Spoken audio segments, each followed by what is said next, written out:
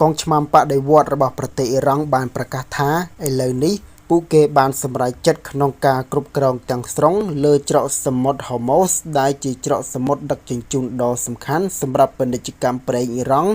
និងឧស្ម័នពិភពលោកអ៊ីរ៉ង់បានព្រមានចំថាបើសិនជានាវាណាហ៊ានធ្វើដំណើរឆ្លងកាត់ច្រកសមុទ្រនេះនឹងត្រូវបាញ់កំទេចចោលបាទ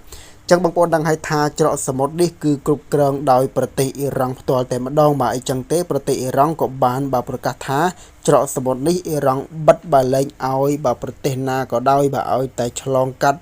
ច្រកសមុទ្រនេះអ៊ីរ៉ង់នឹងធ្វើការបាញ់កំទេចនាវានោះចោលតែម្ដងប៉ុន្តែអ៊ីរ៉ង់បាននិយាយថាចំពោះនាវាដឹកប្រេងរបស់ចិនគឺលើកលែងឲ្យតែប្រទេសចិនតែប៉ុណ្ណោះបងប្អូនហេបាទអញ្ចឹងទេបើសិនជាក្រៅពីប្រទេសចិនកងឆ្មាំបដិវត្តន៍របស់អ៊ីរ៉ង់នឹងបាញ់កំទេចនាវានោះចោលតែម្ដងបងប្អូនទាំងអស់គ្នាបាទ